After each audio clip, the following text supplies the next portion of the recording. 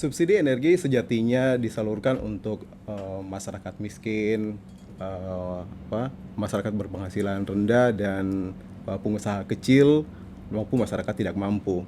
Manfaat subsidi, terutama subsidi energi, paling tidak menjaga kestabilan harga, menjaga perekonomian, dan meningkatkan daya beli masyarakat. Namun dalam kenyataannya, subsidi, terutama subsidi energi, kadang masih tidak tepat sasaran.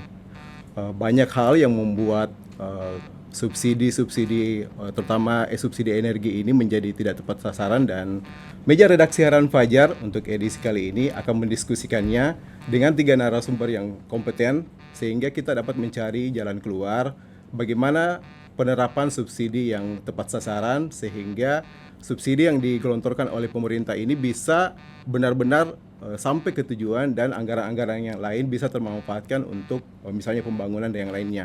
Hari ini telah hadir 3 narasumber. Saya sapa dulu Senior Supervisor Communication Relation and CSR Patra Niaga Regional Sulawesi. Panjang sekali nih Mas. Iya, panjang sekali ya jabatannya Mas Arif ya. Ada Muhammad Iqbal Hidayatullah. Ya, saya sapa biasanya Mas Iqbal aja Mas. Mas ya? Iqbal aja Mas Arif, iya. Bagaimana, sehat untuk hari ini? Alhamdulillah luar biasa nih di bulan Ramadan ini siang-siang seger nih kalau Biasanya orang ketemu ngantuk nih. Mas Arif lagi ngobrol banyak nih siang-siang seru sama Harian Fajar. Ya, siap. Makasih Mas untuk kedatangannya di meja redaksi Harian Fajar. Kemudian narasumber yang kedua ada Dr. Idam Irwansyah Idrus, SOS MPD. Beliau ini pakar sosiologi, saat ini menjabat Ketua Program Studi Sosiologi Fakultas Ilmu Sosial dan Hukum Universitas Negeri Makassar. Selamat siang Pak. Assalamualaikum warahmatullahi wabarakatuh. Waalaikumsalam Mas Arif. Sehat selalu Pak. Alhamdulillah. Puasa nih Pak. Ya, alhamdulillah sehat. Oke. Terima Kemudian, kasih ini diundang hari ini. Alhamdulillah, makasih juga Pak. Kemudian narasumber kami yang berikutnya, yang ketiga, ini paling akrab nih, paling sering dengan Harian Fajar maupun dengan Pertamina. Ada Bapak Zainal Abidin, saat ini menjabat Ketua Organda Makassar. Ini sudah berapa lama Pak ini menjabat Ketua Organda ini? Sudah masuk di periode ketiga. Periode ketiga, lumayan lama nih. Bahkan saya masih di lapangan pun Pak Zainal Abidin. Alhamdulillah. Bagaimana Pak, sehat-sehat juga? Sehat, alhamdulillah Pak. Baik. Oke. Kita langsung saja, mungkin karena durasinya juga mungkin akan kita dibatasi sampai setengah jam ke depan. Jadi mungkin akan kita padatkan diskusi kita soal energi tepat sasaran. Kita tahu bahwa sejak 20 Maret kemarin Mas ya, Pertamina meluncurkan My Pertamina untuk saat ini mungkin terbatas untuk biosolar dulu. Next mungkin untuk BBM yang lain. Tapi saya mau tahu dulu Mas, sebenarnya untuk untuk regional Sulawesi, terutama untuk Sulawesi, berapa banyak sebenarnya kebutuhan BBM dan BBM yang disalurkan untuk wilayah regional Sulawesi dan terutama Sulsel Mas? Ya. Mungkin makasih pertanyaannya Mas Arif nih. Jadi mungkin sebagai pembuka di topik diskusi hari ini tentang subsidi, mungkin banyak juga para penonton di Harian Fajar juga sudah tahu ya bahwa memang BBM yang disubsidi sekarang itu ada 2 jenis ya Mas ya. Yep. Itu ada biosolar sebagai memang BBM jenis bahan bakar tertentu JBT, dan juga mungkin Pertalite yang menggantikan sebelumnya premium sebagai jenis bahan bakar khusus penugasan. Nah sebenarnya untuk jumlah yang disalurkan di satu Sulawesi sendiri mungkin secara angka belum bisa saya sebutkan nih, karena memang ini datanya kan belum disiapkan ya. Cuma memang secara kebutuhan memang bisa dibilang Sulawesi ini porsi kebutuhannya sudah hampir mirip dengan pulau, lebih banyak dibanding pulau-pulau lain Mas. Dibanding Pulau Kalimantan mungkin secara jumlah kendaraan itu lebih banyak. Lebih banyak ya. Bahkan mungkin secara provinsi Sulsel inilah yang paling banyak membutuhkan kebutuhan BBM sebenarnya Mas. Makanya mungkin nyambung ke program terkait distribusi subsidi tepat sasaran tadi yang sudah disebutkan sama Mas Arif. Memang pertanggal 21 Maret itu kita sudah menerapkan program lanjutan dari subsidi tepat Mas. Jadi kan sebelumnya di Juni tahun 2022, Juli 2022 itu kan kami sudah sempat mensosialisasikan terkait pendaftaran. Jadi bagi kendaraan yang merasa punya kendaraan yang berhak mendapatkan subsidi gitu kan, silakan daftar di subsiditepat.mypertamina.id yang kemudian kami verifikasi untuk mendapatkan barcode, Mas. Nah, barcode ini yang jadi sebagai sebuah filterisasi di kami untuk melihat mana yang berhak dan tidak gitu. Nah, di 21 Maret kemarin akhirnya kita sudah terapkan di Sulsel untuk pembeli solar, Mas. Jadi untuk yang mau beli solar, biosolar subsidi itu harus pakai barcode itu, yang punya barcode. QR code ya. Ya, QR code, agar nantinya kuota yang didapatkan bisa sesuai dengan kuota yang telah ditetapkan oleh BPH Migas berdasarkan SK tahun 2020. Penerapannya itu gimana Mas untuk di lapangan atau di SPBU? Nah, penerapannya itu gini, Mas. Jadi bagi kendaraan itu kan semula daftar dulu tuh, Mas, di website subsiditepat.mypertamina.id itu masyarakat atau misalkan yang punya truk segala macam, Mas. Nanti kalau sudah diverifikasi datanya mulai dari KTP, STNK, terus nomor polisi kendaraan, terus kita juga lihat berapa banyak ban rodanya dan kegunaannya untuk apa, itu baru bisa difilter, Mas. Kan sudah ada sesuai dengan SK itu kan, untuk kendaraan pribadi itu maksimal 60 liter per hari solar. Terus untuk kendaraan untuk angkutan barang roda 4 itu 80 liter per hari. Terus untuk kendaraan roda 6 atau lebih itu bisa sampai 200 liter per hari, Mas. 200 liter. Nah, dasar itulah yang dijadikan untuk filterisasi berdasarkan barcode, Mas. Nah, ke depan sambil menunggu revisi mungkin aturan Perpres 191 tahun 2014, harapannya juga nanti tidak hanya biosolar, Mas, yang bisa kita terapkan filterisasi menggunakan barcode. Mungkin ke depannya mungkin Pertalite JBKP juga gitu. Jadi harapannya untuk subsidi tepat sasaran ini bisa kita data, Mas, bisa terdata mana yang membeli itu kendaraan jenis apa. Karena memang aturannya tadi, Mas, masih berdasarkan jenis kendaraannya apa, belum menyasar ini yang punya masyarakat mampu atau bukan. Itu belum nyampe sana, Mas. Jadi memang ini juga poin yang mungkin harus kita dorong ya ke pemerintah agar mungkin revisi aturan nanti bisa lebih spesifik manakah yang bisa memang berhak dan mana yang tidak. Berarti yang QR code itu masih pada batasan jumlah saja, Mas ya? Ya. Belum pada apakah yang mengambil misalnya 60 liter itu orang kaya ataupun misalnya yang betul-betul memang harusnya mendapatkan subsidi. Sejauh ini memang berdasarkan aturannya, karena di aturan masih berdasarkan itu, Mas, jenis kendaraan. Jenis kendaraan. Jadi memang belum filter sampai sana. Oke. Saya mau ke Dr. Idam. Kalau tahun lalu Menteri Keuangan Sri Mulyani mengatakan bahwa sekitar 86% subsidi energi itu justru tersalur ke orang kaya. Ya, tersalur ke orang kaya. Nah, kalau kita berpikir bahwa 86% dari total subsidi yang tahun lalu mencapai 521 triliun, itu besar sekali tuh. Nah, kalau misalnya sampai yang 86% dari 521 triliun itu untuk infrastruktur, ini kan sudah bisa banyak jalan yang mulus. Nah, bagaimana menurut Pak Dr. Idam ini, bagaimana seharusnya penerapan subsidi itu di masyarakat, dan mengapa masih banyak masyarakat yang walaupun mungkin merasa dirinya seharusnya sudah mampu, tapi masih lebih memilih untuk menggunakan BBM jenis subsidi Pertalite dan biosolar. Baik, makasih Mas Arif. Ya, jadi subsidi kan seharusnya memang menyasar masyarakat menengah ke bawah. Tanggung jawab negara itu adalah memenuhi kebutuhan rakyatnya. Apalagi negara kita memang menganut negara yang kesejahteraan gitu. Dan itu tertuang di undang-undang, mulai dari alinea 4, kemudian beberapa pasal bagaimana hak hidup masyarakat warga negara itu dijamin oleh negara. Hak pendidikan, kesehatan, kemudian untuk energi sumber daya yang untuk kebutuhan hajat hidup orang banyak dikelola negara, termasuk ya bahan bakar minyak ini tadi. Nah, bagaimana supaya masyarakat itu terpenuhi haknya untuk bisa memenuhi menerima pendidikan yang baik, kesehatan, tempat tinggal yang layak, hidup yang sejahtera. Disitulah tanggung jawab negara. Nah, BBM merupakan salah satu alat atau bahan yang sudah menjadi kebutuhan pokok. Meskipun sebenarnya dia tidak secara langsung merupakan kebutuhan dasar yang harus dipenuhi oleh negara.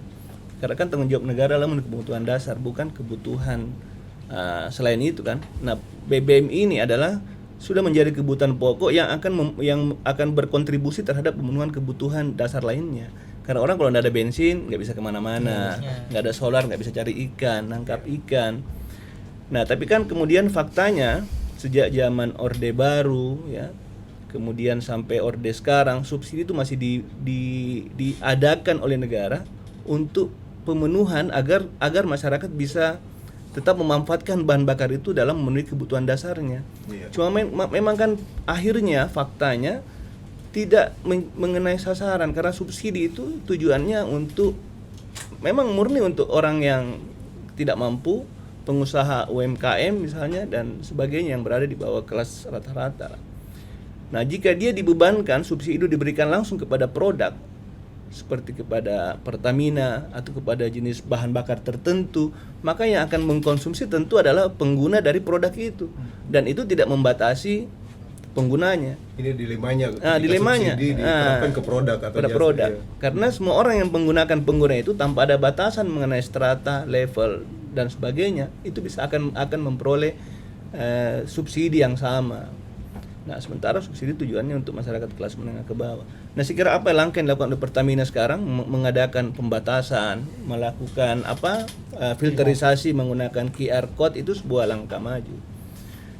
Ya, tapi untuk saat ini bolehlah seperti, tapi kan harus dipikirkan juga bagaimana sebenarnya kemampuan ketersediaan bahan bakar kita. Kan sudah ada prediksi ini 10 tahun ke depan bahkan sudah tidak punya lagi. Kita sekarang sudah menjadi negara pengimpor sejak tahun 2023. Dan secara global dunia pun ya juga pasti akan berkurang bahan bakar minyak itu jika terus kita bergantung ke situ. Maka sudah tepat memang jika subsidi itu tidak lagi ke produk harusnya, tapi dia dalam bentuk kompensasi bahan baku, kompensasi tertutup itu. Iya. Ya, misalnya diberikan dalam bentuk bantuan pendidikan, ya, bantuan langsung. Ya, cuman memang itu tadi juga menjadi dilema lagi kemudian, karena faktanya kemudian sekarang ketika ya mungkin karena kita sudah dinabobokkan dengan subsidi ini, sehingga tidak lagi ada nilai rasa malu. Semua orang itu merasa punya hak, padahal kan dia tidak lagi rasa malu. Dulu orang malu disebut miskin. Padahal subsidi ini kan untuk masyarakat miskin, yang tidak mampu. Bantuan langsung tunai misalnya yang harusnya itu menyasar langsung orang-orang yang tidak mampu, tapi faktanya kemudian orang bisa mainkan data sehingga orang sekarang tidak malu. Dulu orang malu disebut miskin. Iya. Orang semua mau disebut orang mapan gitu. Tapi sekarang orang tidak malu kalau dia bisa dapat bantuan segala macam cara Apa digunakan. tuh yang menyebabkan, Pak, sehingga orang, apakah memang karena perbedaan harga yang cukup tinggi atau banyak kebutuhan lain yang ingin dicapai, atau seperti apa sebenarnya yang membuat? Iya, jadi bergeseran nilai itu bisa disebabkan karena bergesernya era sekarang, era kapital ini ya, berkembang ya, bergeser dari era produksi ke konsumsi. Tolak ukur sekarang adalah konsumsi. Semakin banyak orang konsumsi, semakin dia dia memiliki status gitu. Nah, sehingga orang selama dia punya jalan untuk bisa mengkonsumsi, apapun cara akan dilakukan. Ya, termasuk dengan itu tadi merubah data dan sebagainya supaya dia bisa dapat terus mengkonsumsi, bisa dapat bantuan. Orang mengabaikan lagi nilai nilai rasa malu tadi, sirinya itu. Ya, demi sudah tidak ada lagi, orang abaikan. Seharusnya orang menerapkan rasa malu. Malu. Apalagi ini mengambil hak orang lain. Tapi orang kan sekarang tidak. Selama dia bisa juga dapat, kenapa orang lain dapat saya tidak? Gitu. Oke. Ya, Baik, Pak Idam, kira-kira kita lanjutkan seperti lagi. Saya ke Pak Zainal Abidin. Pak Zainal, beberapa tahun belakang, hampir setiap tahun, sekitar akhir-akhir tahun, pasti selalu terjadi antrian panjang di SPBU. Orang mengatakan bahwa karena BBM langka. Ya.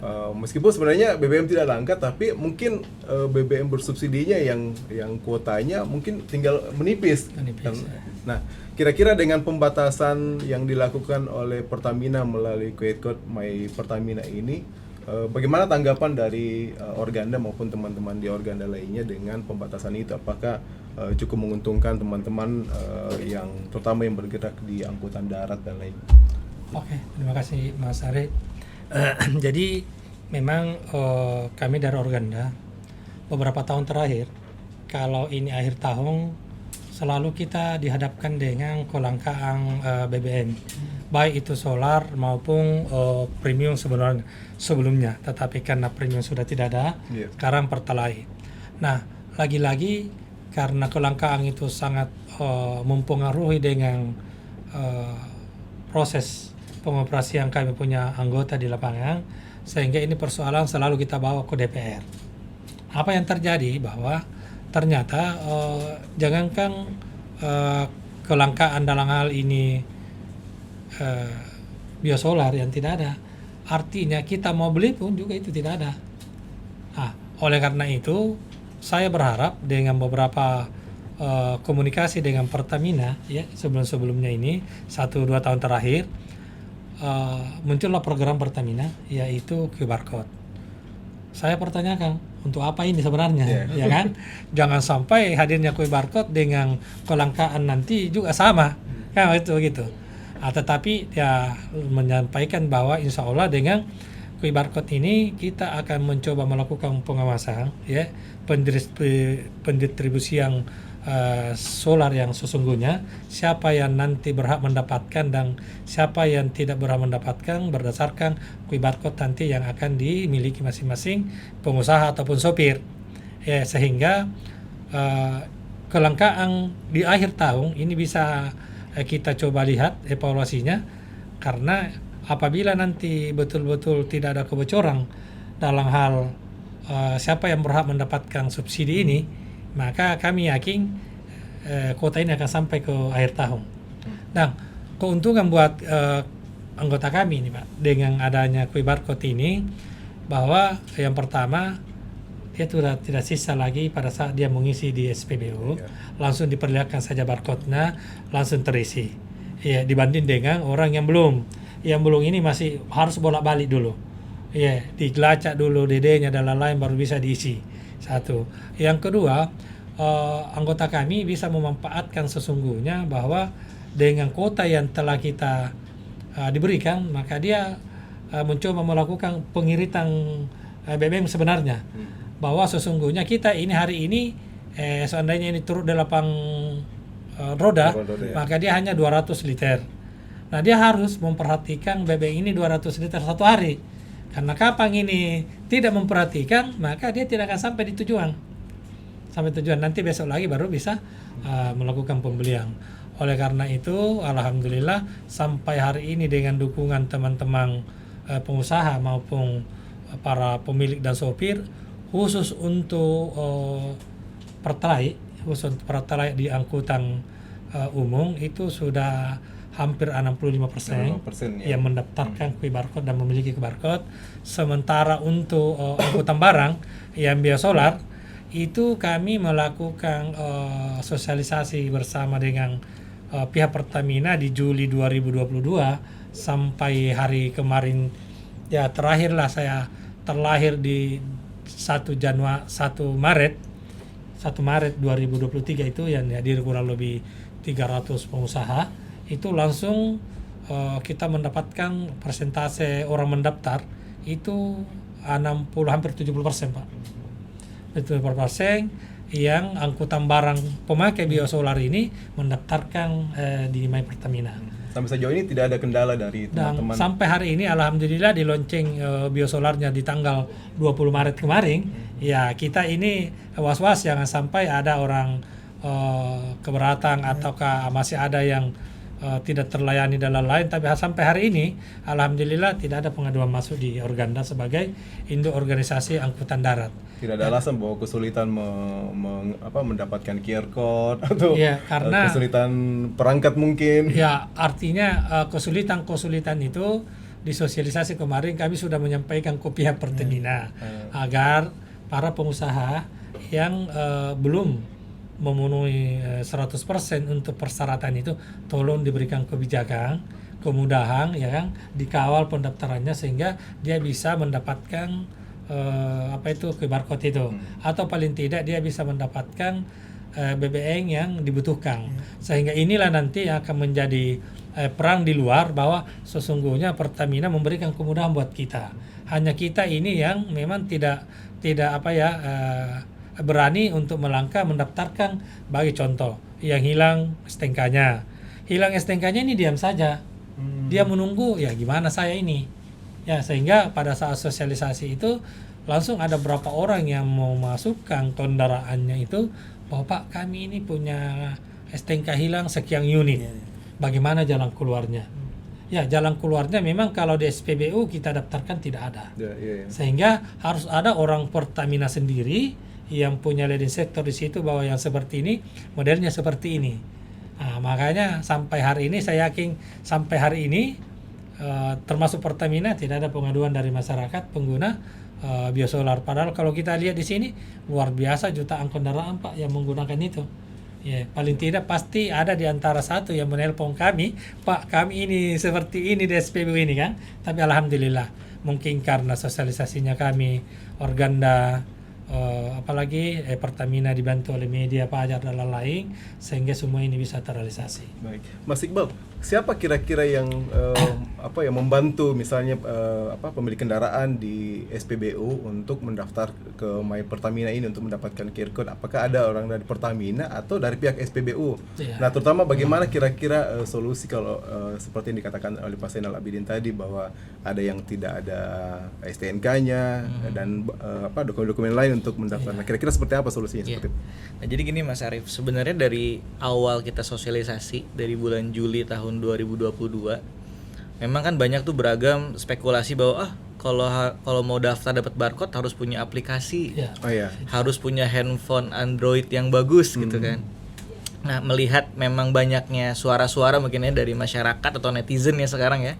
Memang dari awal kita sebenarnya sudah setting itu bukan via aplikasi sebenarnya Mas untuk mendaftar. Jadi memang ini via web base Mas. Jadi subsiditepat.mypertamina.id. Jadi masyarakat yang memang handphonenya pun tidak canggih lah ya, ibaratnya tidak canggih atau mungkin keterbatasan dari segi perangkat, itu kita bikinkan booth di SPBU Mas.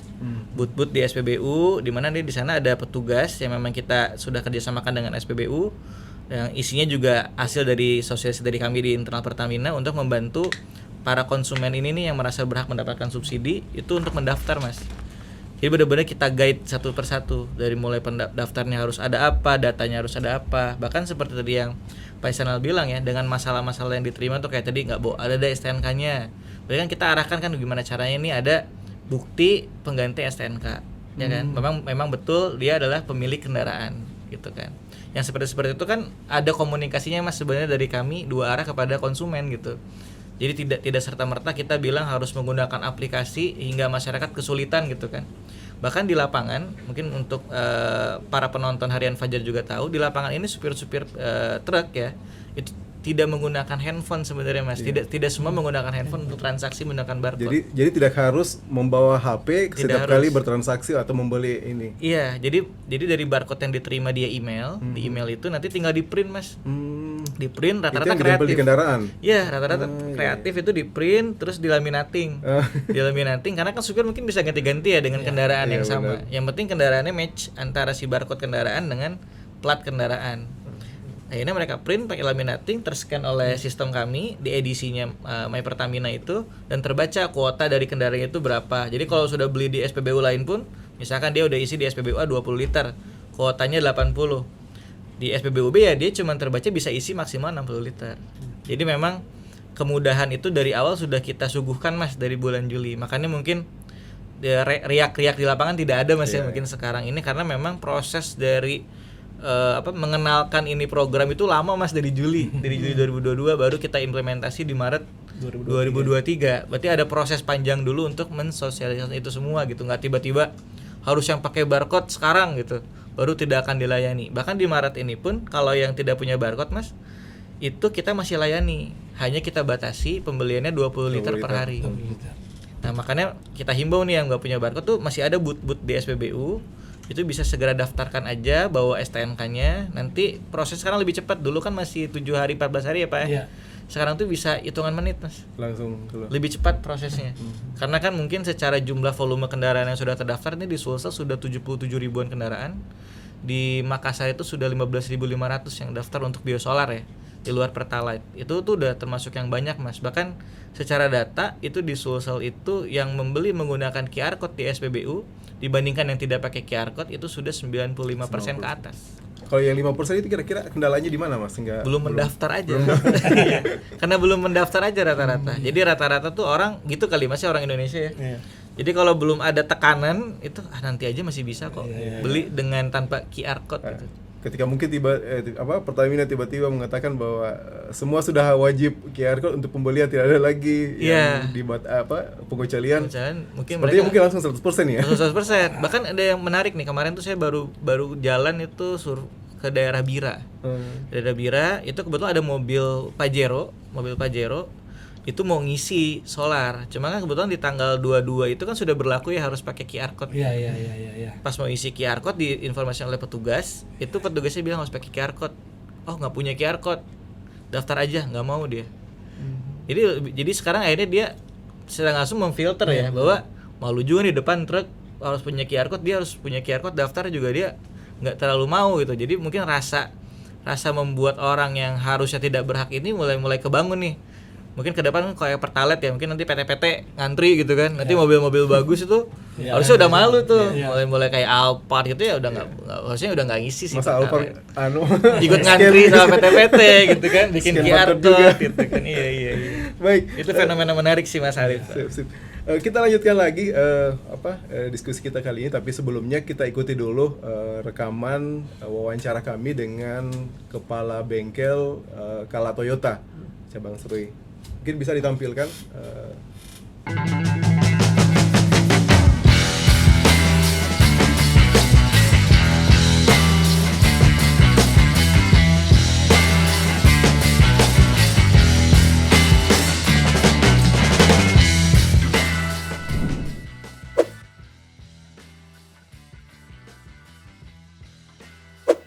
Jadi terkait penggunaan BBM yang sesuai dengan ROM yang direkomendasikan pabrikan itu sendiri, kami dari pihak dealer tentunya selalu berharap dan menyarankan, bahkan kami sering mengedukasi kepada pengguna-pengguna khususnya Toyota untuk bisa menggunakan BBM sesuai ROM yang direkomendasikan pabrik. Karena kenapa? Ini sangat berdampak ke kondisi kendaraan customer itu sendiri, baik dari sisi performa maupun dengan sisi kesehatan mobil customer sendiri. Dan yang tidak kalah pentingnya di sini dampak terhadap emisi yang dihasilkan kalau kita tidak menggunakan BBM yang sesuai ya ronda, tentunya emisi yang dihasilkan itu pasti akan lebih besar.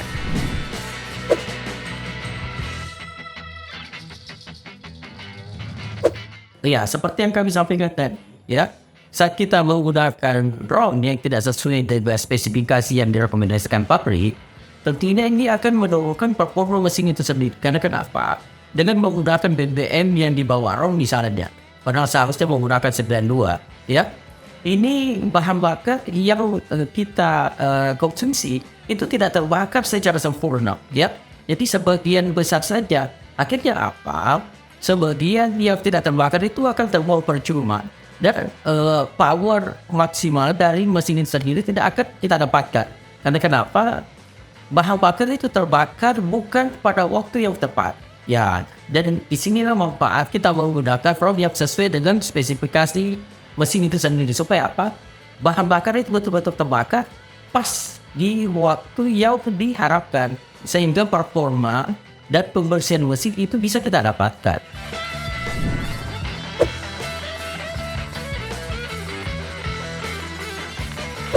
Nah, karena pembakaran yang bagus, otomatis akan berdampak ke efisiensi bahan bakar.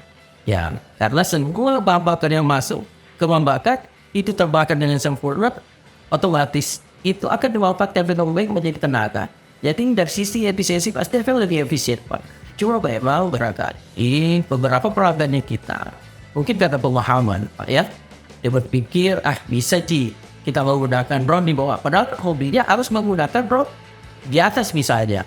Akhirnya dia menggunakan drone itu. Dia tidak pernah hitung barangkali, ya, sebenarnya dari sisi konsumsi pasti lebih boros, ya, dan tidak ada jaminan mobil yang cc besar ataupun cc kecil, ya. Jadi kita harus menyebabkan itu rekomendasi pabrik, ya. Contoh mobil LCGC sekarang saja itu dan juga memang sudah menggunakan RON 92 karena sangat ditekankan yang namanya emisi.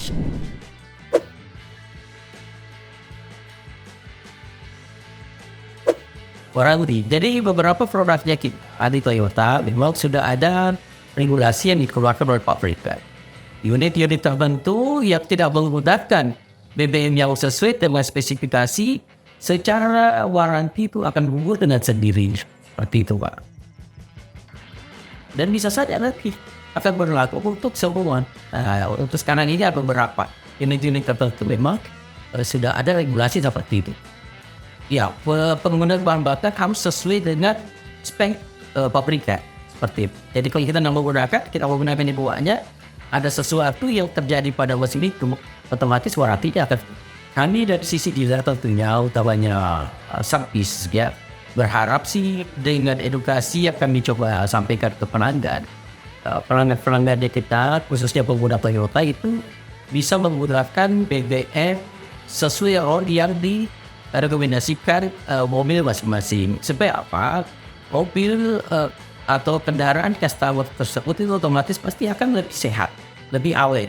Dan yang tidak kalah pentingnya lebih hemat bahan bakar dan juga efisien emisi dan semua yang dihasilkan pasti lebih sehat. Seperti itu.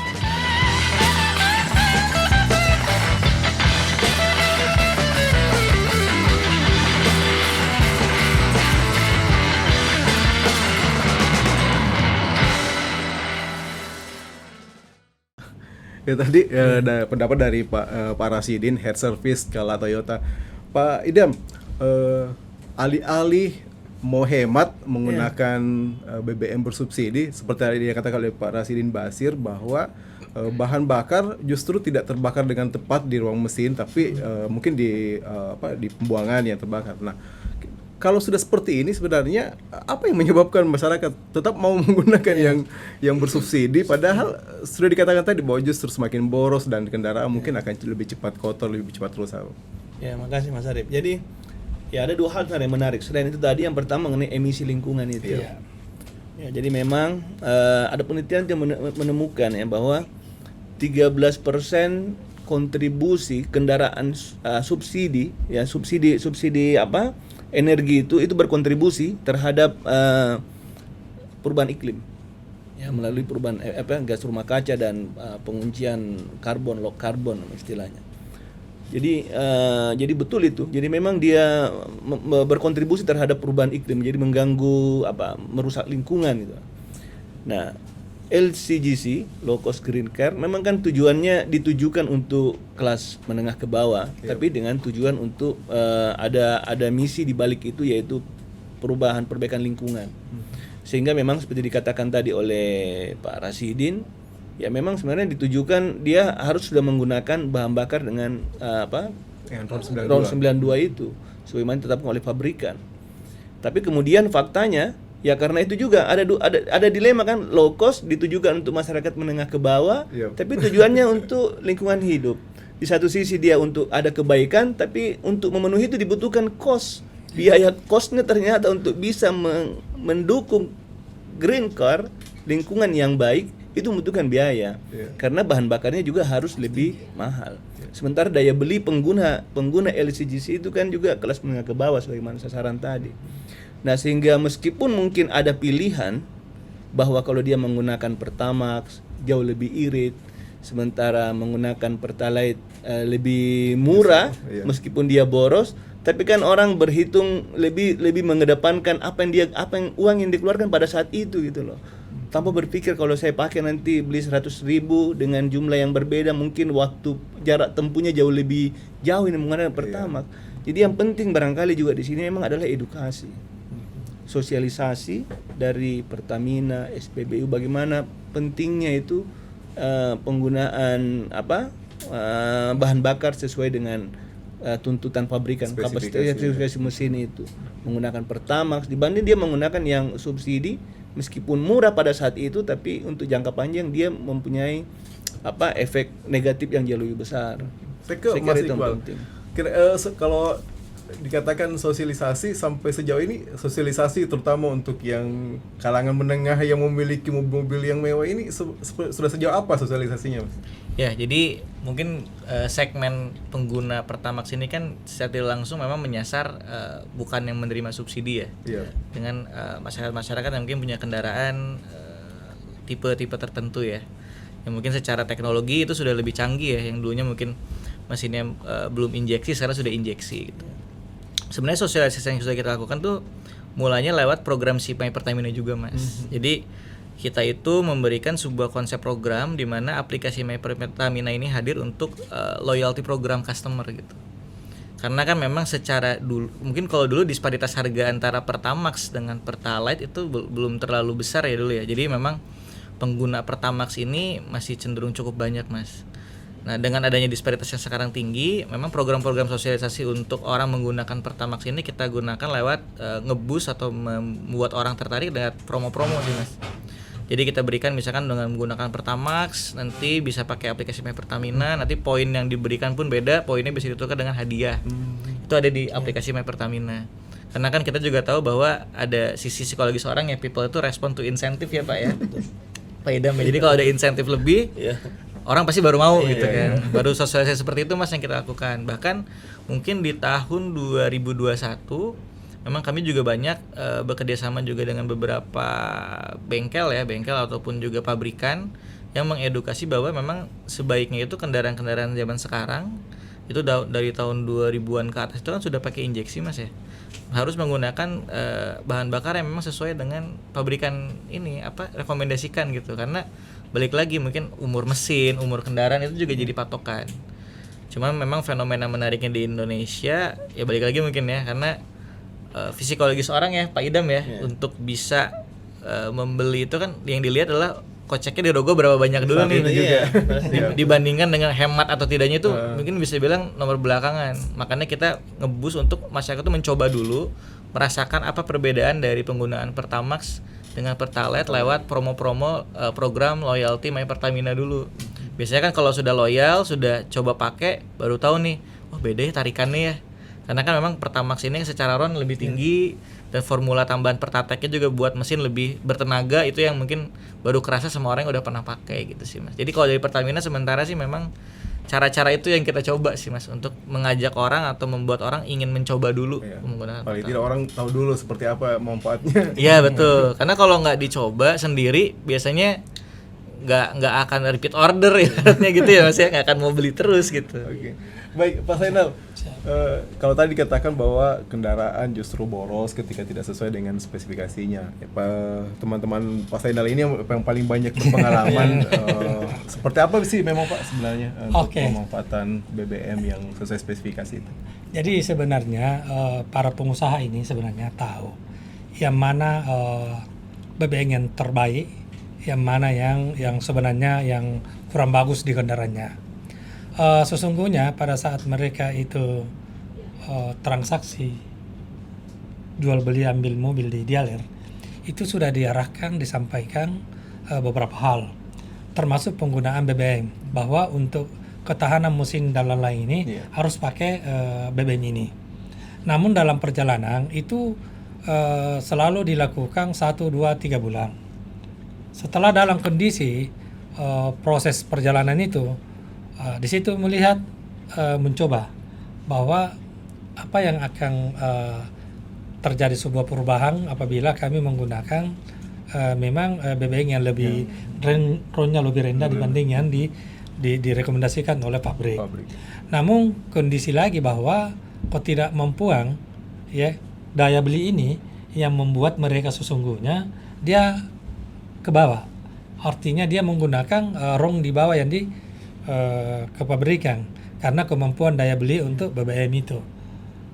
Apa yang dikatakan tadi bahwa kami ini ingin yang terbaik sebenarnya di kendaraan saya, karena saya tahu kalau saya pakai ini kira-kira ini lebih jauh perjalanan saya, tetapi kami punya kebutuhan kebutuhan ini kami sudah tidak bisa balik lagi ke sini kalau ini yang kami lakukan.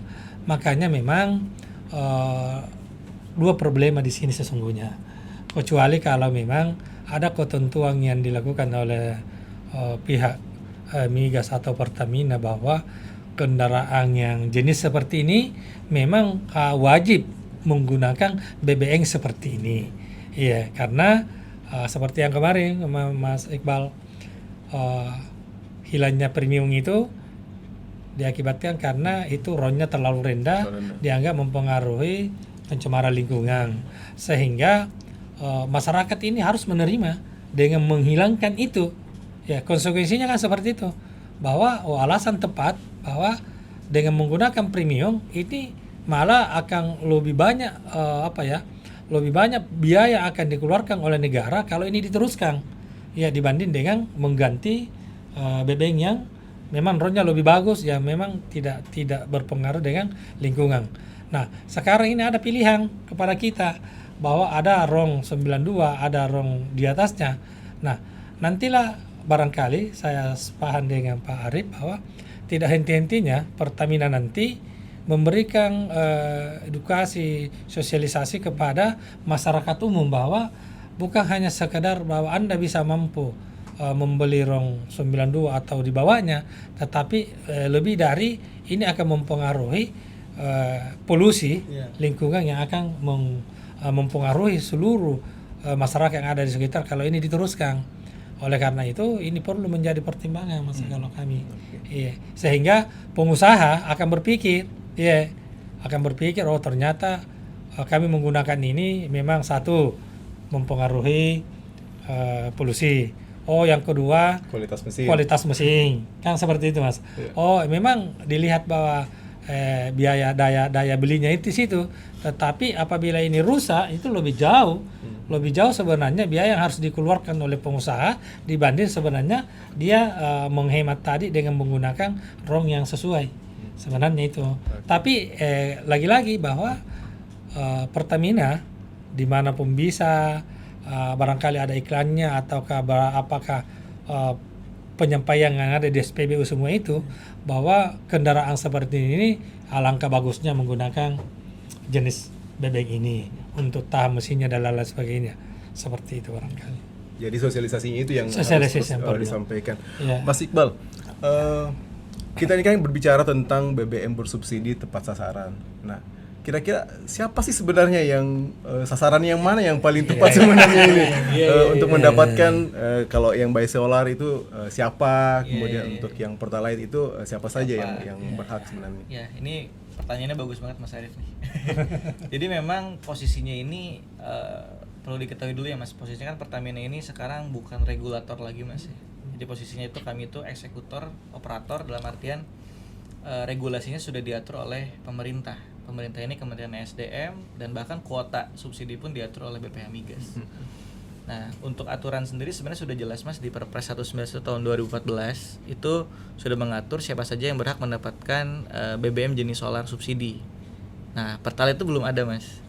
Nah, kalau solar itu jelas tadi ya, kalau berdasarkan SK BPH Migas ada kendaraan-kendaraan tertentu kayak tadi kendaraan pribadi roda 4 itu ada berapa liternya boleh, 60 liter. Kendaraan angkutan umum atau barang itu roda 4 itu boleh 80 liter. Angkutan roda 6 atau lebih itu 200 liter per hari. Sisanya tuh dijelaskan juga di Perpres yang berhak tuh misalkan contoh Mas, kebutuhan untuk pertanian, perikanan itu bisa dengan surat rekomendasi dari dinas terkait. Itu bisa mengajukan ke SPBU untuk membeli menggunakan jeriken. Asal ada surat rekomendasi tertulis ya resmi dari dinas terkait. Nah, untuk Pertalite ini posisinya memang sedang digodok Mas oleh pemerintah siapa yang berhak nantinya, dan harapannya juga ini sedang dilakukan revisi untuk solar juga agar yang berhak tadi mungkin yang dipertanyakan oleh Mas Arif atau mungkin masyarakat luas di sana bisa terjawab Mas. Jadi sampai sekarang ini ya kita sama-sama menunggu lah Mas dari Pertamina. Makanya sekarang yang baru bisa kami terapkan adalah menyalurkan BBM solar subsidi berdasarkan aturan yang ada dulu Mas. Berdasarkan siapa yang berhaknya secara kendaraan, tipe kendaraan, rodanya berapa, jenisnya untuk apa, atau mungkin ke dinas untuk kebutuhan pertanian atau perikanan, kebutuhannya berdasarkan dinas berapa, baru itu dulu yang bisa kita lakukan Mas. Namun untuk Pertalite tadi yang mungkin ditanyakan juga ya sekarang karena belum ada aturannya kami tidak ada pembatasan Mas ya. Tapi sekarang yang kita lakukan dari Juli itu adalah ya mendata dulu aja Mas. Jadi saat datanya sudah ada, masyarakat yang merasa berhak mendapatkan subsidi sudah mendaftar, itu proses untuk implementasi pemisahan ya mana yang berhak dan tidaknya sudah bisa lebih cepat Mas, karena sudah tersosialisasi dari jauh-jauh hari gitu. Mas, ini kan ya lebih didahulukan solar dulu. Betul. Kenapa kira-kira solar yang lebih banyak diatur peruntukannya? Apakah karena disparitas harganya yang jauh antara solar bersubsidi dan solar industri kemudian rawan untuk diselewengkan? Apakah memang yang seperti itu sehingga dia lebih dahulu untuk didahulukan ya? Sebenarnya didahulukan karena sesimpel ini aja sih Mas Arief. Karena aturannya sudah ada kalau solar. Kalau Pertalite kan belum ada dasar hukumnya nih, kami membatasi yang ini boleh berapa, kendaraan ini boleh berapa tuh belum ada aturannya Mas. Jadi kami juga dari Pertamina kan tidak bisa serta-merta langsung membatasi ya masyarakat ini boleh ini tidak, sedangkan aturannya tidak ada gitu. Karena aturannya belum ada sih Mas, lebih tepatnya karena itu aja sih, karena aturannya belum ada. Dan infonya sih memang sedang ada digodok revisi perpresnya, dan itu setelah ada mungkin nanti baru muncullah mungkin program lanjutan ya untuk melakukan perlahan pembatasan ya penyaluran Pertalite JBKP ini, jenis bahan bakar khusus penugasan, ke masyarakat gitu, agar subsidinya bisa lebih tepat sasaran gitu. Tapi sampai saat ini belum ada juga bayangannya kira-kira bagaimana model-model pembatasannya nanti siapa-siapa saja. Sejauh ini sih mungkin yang dari pemerintah kami juga masih menunggu Mas kalau dari pemerintah.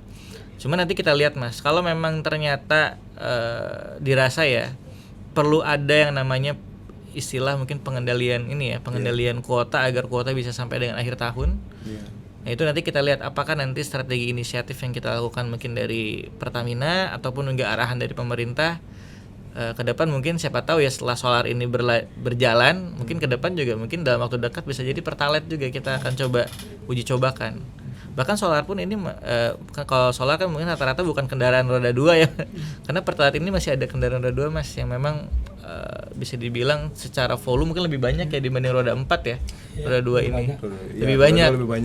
Jadi mungkin kajiannya mungkin lebih banyak mungkin yang dilakukan dibandingkan mungkin solar yang rata-rata tidak ada kendaraan roda 2-nya, mungkin lebih banyak roda 4. Mungkin itu Mas Arief. Ke Dr. Idam. Andai subsidi energi ini lebih tepat sasaran, apa kira-kira manfaat yang paling dirasakan oleh masyarakat dengan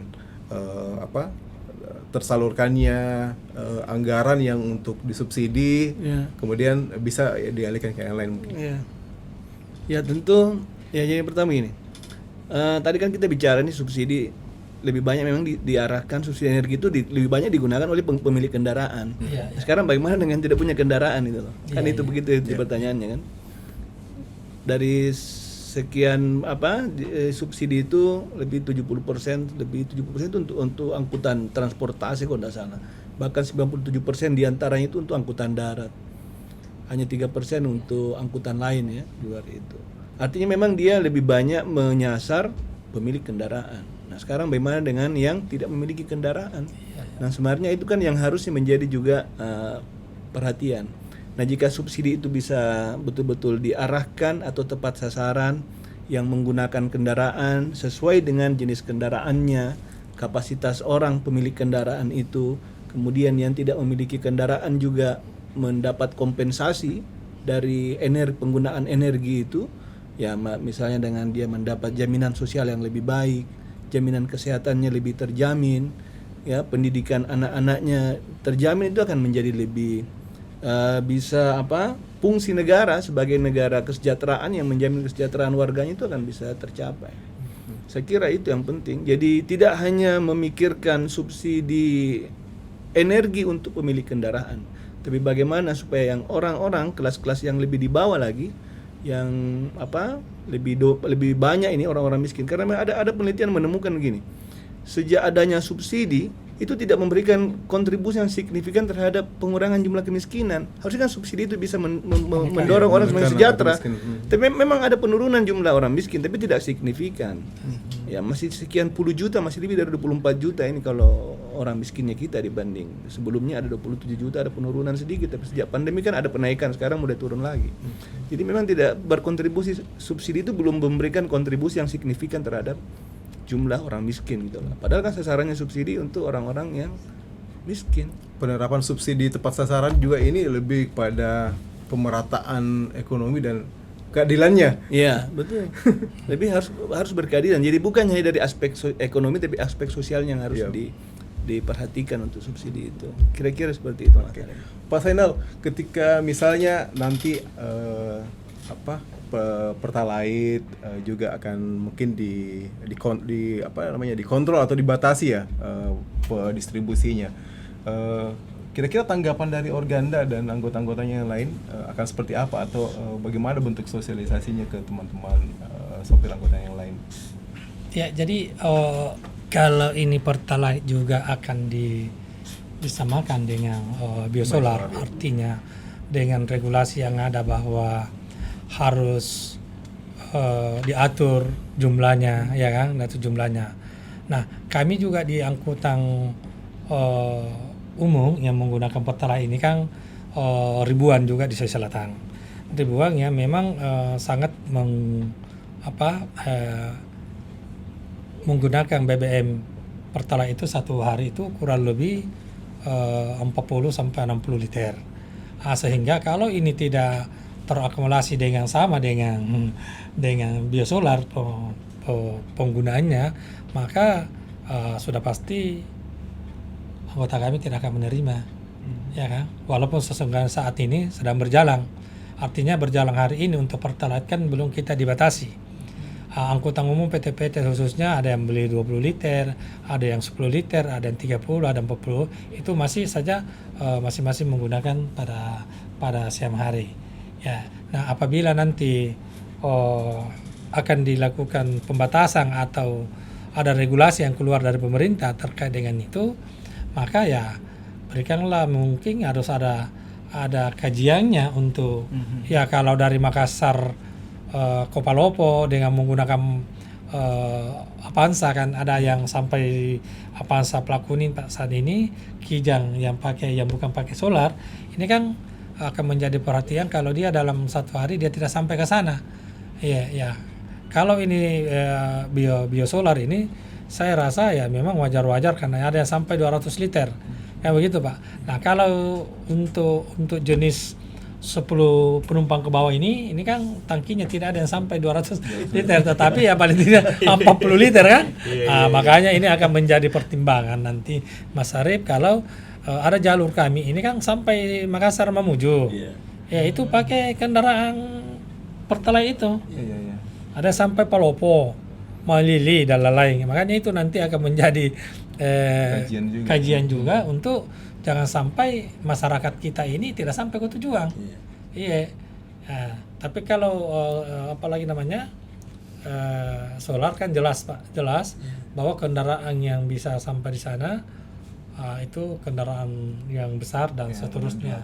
Iya. Namun memang ya saya katakan perlu kajian apakah nanti kendaraan yang jenis Kijang bisa sampai ke Mamuju, bisa sampai ke Malili, itu kan menjadi kajian karena ada bus kan begitu kan, ada bus kita pelayanan bus itu Makassar Malili, Makassar Mamuju, Makassar Palopo, semua itu sudah disediakan BBM-nya 200 liter per hari. Berarti nanti Pertamina juga harus mempertimbangkan bahwa kendaraan-kendaraan yang boleh dikatakan minivan.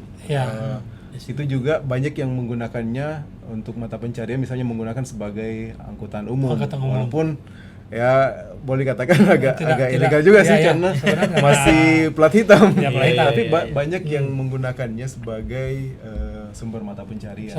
Tapi saya penasaran, Pak, apa kira-kira yang membuat teman-teman di Organda ini biasanya kan setiap ada perubahan-perubahan, terutama kalau terkait dengan BBM, biasanya selalu ada riak-riak, ada demo-demo lah. Tapi untuk yang penerapan pembatasan solar ini menggunakan QR code My Pertamina, boleh katakan cukup adem-adem aja. Ada, jadi apa kira-kira yang dilakukan di Organda? Sesungguhnya begini, Mas. Kami dari Organda sejak 2000 terakhir ya, sangat terakhir BBM digunakan itu premium itu, kami cenderung berubah untuk melakukan aksi ribut dan lain-lain. Kami lebih cenderung masuk melakukan sesungguhnya berapa tarif yang harus kita sesuaikan. Jadi melakukan penyelesaian tarif membahas melakukan penyesuaian tarif daripada turun di jalan dan lain-lain. Turun di jalan kan intinya tarif juga yang kita inginkan. Makanya setelah ada isu bahwa BBM akan naik pas tanggal 1, contoh tanggal 1 April BBM mau naik, sebelum tanggal 1 itu sudah ada tarif yang harus dilakukan. Jadi pas diumumkan BBM-nya, tarifnya besok berlaku, itu diketahui oleh Organda. Setelah ini jalan, kita ajukan masuk ke Dinas Perhubungan, ke Wali Kota untuk kita bahas secara bersama-sama. Pada akhirnya apa yang menjadi catatan disepakati, itu juga yang menjadi kesepakatan di pemerintah. Sehingga inilah yang terjadi selama ini. Sehingga Makassar ini setiap ada isu kenaikan BBM tidak ada lagi riak, diam. Seperti yang saat ini sebenarnya ini QR code ini kan sudah mau diblokir ini Makassar sebenarnya. Jujur ini sudah mau diblokir. Kami ini sudah mau beli, masa mau kok lagi dikasih ini. Kami ini tidak punya HP. Yang pertama Pak, kami tidak pakai HP Android. Kita bisa lihat sopir PT-PT. Mungkin hanya 20% yang punya HP Android kan. Yang lain tidak ada. Kalaupun ada yang HP yang menelpon toh saja. Bagaimana ini Pak Senal kalau begini? Kami sudah pasti tidak bisa dapat. Makanya itu hari setelah mau dia beraksi, saya masuk di Pertamina, kira-kira ada jalan dah tanpa dia bawa HP Android, ya, dia bisa daftarkan diri. Itu. Oke, baik Pak. Kalau dari Pertamina sendiri Mas Iqbal, bagaimana model sosialisasinya ke pihak Organda ini supaya mereka lebih lebih menerima? Iya, alhamdulillahnya sih kita kenal Pak Zainal ya. Kita kenal Pak Zainal, intinya sih dari awal memang yang kita cari kan solusi Mas. Solusi karena kita juga tahu dari awal, kita kan ngobrol sama Pak Zainal dari zaman 2021 kayaknya Pak ya. Iya. Udah lama ya, dari 2021. Jadi kita mencari solusi gimana nih keresahan yang didapatkan oleh teman-teman Organda ini bisa kita carikan solusinya untuk jadi solusi bersama. Karena kan namanya program nasional gitu kan, di program subsidi tepat ini tidak mungkin kan hanya berlaku di seluruh Indonesia kecuali Makassar kan tidak mungkin gitu kan. Makanya kita cari solusi kayak tadi seperti disampaikan bahwa keresahannya itu rata-rata karena yang beredar isunya itu harus pakai handphone ya Pak awalnya ya. Harus pakai handphone Android, harus pakai aplikasi. Sudah kita beli sendiri masih harus tunjukin aplikasi gitu kan. Nah itu tadi Pak, jadinya kita kasihkan satu booth, bahkan kita ada juga posko khusus pendaftaran teman-teman Organda ya Pak ya. Teman-teman Organda untuk daftar, kita bantu sampai mereka benar-benar dapat QR code. Ya solusinya tadi kita bisa cetak print dengan mudah ya, maksudnya semudah itu tinggal di print, diberikan laminating, rata-rata yang rapi itu teman-teman Organda itu pakai laminating, yang penting semua bisa diakses di SPBU lancar, bisa pengisian sih. Jadi kalau kami rasa sih sebenarnya kalau komunikasinya lancar, solusi juga bisa kita temukan bareng-bareng sih. Intinya komunikasi. Iya betul. Jadi subsidinya juga bisa dapat ke yang berhaknya tepat gitu, karena kami rasa memang Organda ini salah satu elemen yang memang wajib mendapatkan subsidi ini gitu, karena kan hajat hidup orang banyak juga diatur oleh ini ya, kendaraan-kendaraan di bawah Organda kan, pembawa bahan pokok segala macam ada di bawah Organda. Baik. Terakhir Mas Iqbal, karena kita dibatasi oleh waktu ini. Oh iya, siap Mas Arif. Terakhir mungkin apa kira-kira optimalisasi My Pertamina ini yang akan dilakukan oleh Pertamina supaya bisa benar-benar tepat sasaran dan bisa diterima dengan senang hati, kemudian akhirnya nanti anggaran-anggaran lebih tersalurkan ke tidak lagi hanya untuk subsidi energi tapi kayak lainnya. Nah kira-kira seperti apa model optimalisasi dari My Pertamina ini dan penerapan supaya lebih tepat sasaran?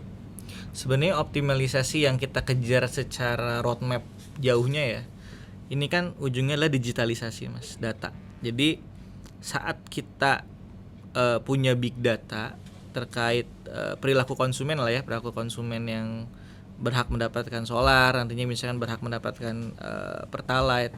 Harapannya kita bisa tahu nih bahwa dari data-data yang kita punya, kita bisa meminimalisir namanya penyelewengan sebenarnya Mas. Itu harapan terbesar itu dulu Mas, karena masalah yang ada mungkin bertahun-tahun adalah ya masalah penyelewengan BBM subsidi ini.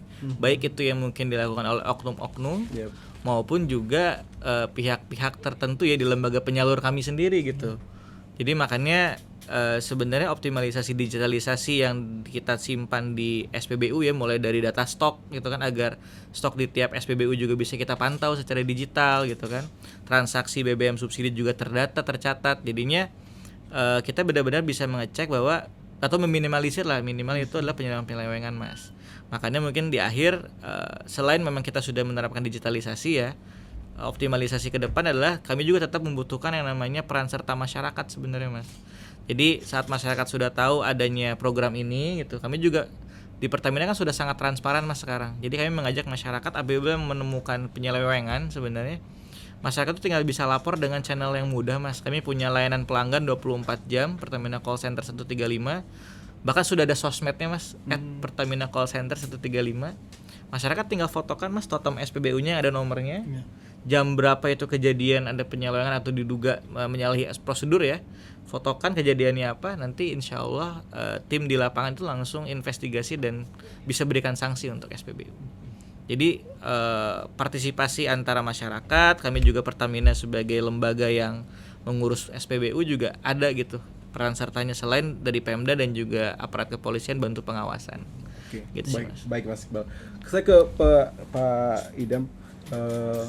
Pertamina sudah menerapkan pembatasan dengan menerapkan QR code. Nah, kira-kira apakah model pembatasan ini sudah cukup efektif atau ada mungkin saran seperti apa model pembatasan yang bisa dilakukan ke depannya?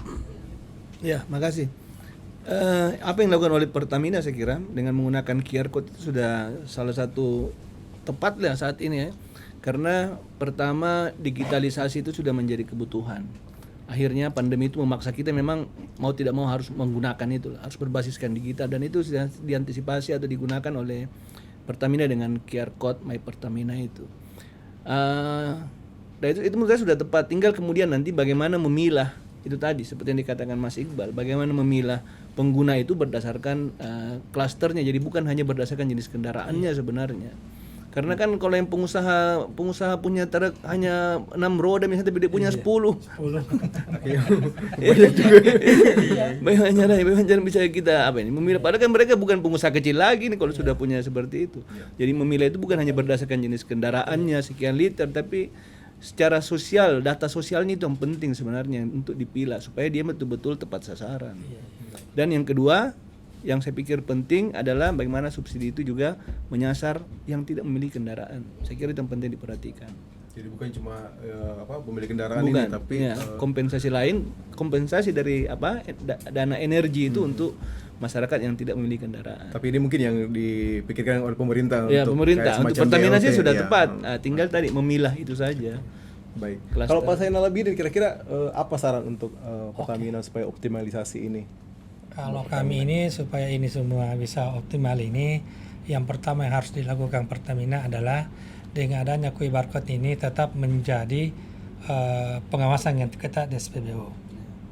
Karena kapan tidak ada pengawasan yang dilakukan, SPBU mohon maaf oknum yang ada di SPBU bisa saja melakukan ya hal-hal yang di luar daripada QR barcode itu. Ya. Nah, kemudian apabila memang yang didapatkan untuk salah satu SPBU yang penyaluran itu melakukan pelanggaran, maka jangan segan-segan memberikan sanksi sehingga masyarakat yang ada di sekitar situ tahu bahwa ternyata memang pemberlakuan QR barcode ini bukan hanya sekedar QR barcode-nya saja, tetapi malah sampai tindak pengawasan yang ketat yang dilakukan oleh SPBU oleh Pertamina. Ya, saya sudah berapa kali menyampaikan bahwa jangan terlena dengan adanya QR barcode yang telah digunakan di masing-masing SPBU. Tetapi perlu ada pengawasan. Mohon maaf, jangan sampai yang seperti yang dilakukan Mas Iqbal tadi, siapapun orang berhak bawa cirgeng, ada rekomendasi kan.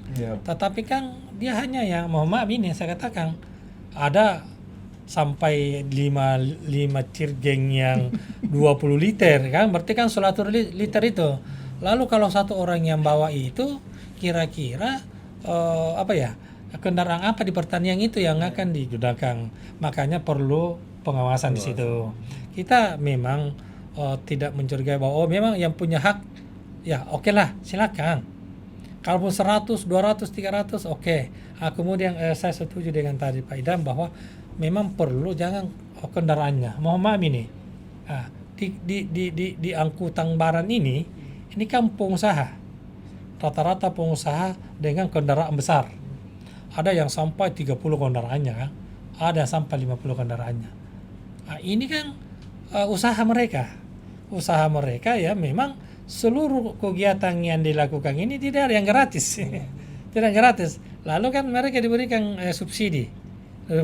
Makanya memang ada perlu pertimbangan barangkali oleh pemerintah bahwa kendaraan yang seperti ini memang perlu dapat, ini tidak. Ini tidak. Yang pemilik ini yang 10, yang 20, memang sudah tidak layak lagi dapat ini.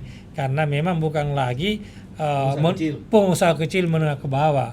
Yang perlu kita garis bawahi adalah pengusaha kecil yang memang kita lihat ini asetnya ini memang luar biasa. Kalau kita tidak bantu ini, dia tidak bisa sampai ke Mamuju kalau dia bawa barang. Seperti itu. Siap. Iya. Banyak masukan ya Mas Iqbal untuk Pertamina ya, dari baik dari Pak Idam maupun dari Pak Zainal Abidin mewakili Organda. Harapannya bahwa ada upaya-upaya untuk bisa memberikan solusi-solusi atau aplikasi-aplikasi apapun juga itu yang dilakukan Pertamina supaya distribusi BBM ini terutama yang bersubsidi bisa lebih tepat sasaran. Mohon maaf karena waktu juga membatasi kita sehingga banyak yang bisa kita diskusikan, tapi mungkin di lain waktu kita diskusikan kembali. Demikian dulu diskusi kita di meja redaksi hari ini. Banyak hal yang kita peroleh dari diskusi meja redaksi dengan dari Pak Idam, dari Pak Mas Iqbal mewakili Pertamina, dan dari Pak Zainal Abidin. Kita berharap bahwa penyelewengan maupun pendistribusian BBM bersubsidi itu bisa lebih tepat sasaran sehingga seperti yang dikatakan tadi bahwa penyelewengan itu bisa diminimalisasi. Kita berharap bahwa distribusi BBM lebih tepat sasaran sehingga pembangunan bisa lebih merata, anggaran-anggaran yang digelontorkan untuk subsidi selama ini bisa untuk membiayai pembangunan yang lainnya. Demikian diskusi meja redaksi kali ini, kita jumpa di episode berikutnya. Assalamualaikum warahmatullahi wabarakatuh. Terima kasih banyak.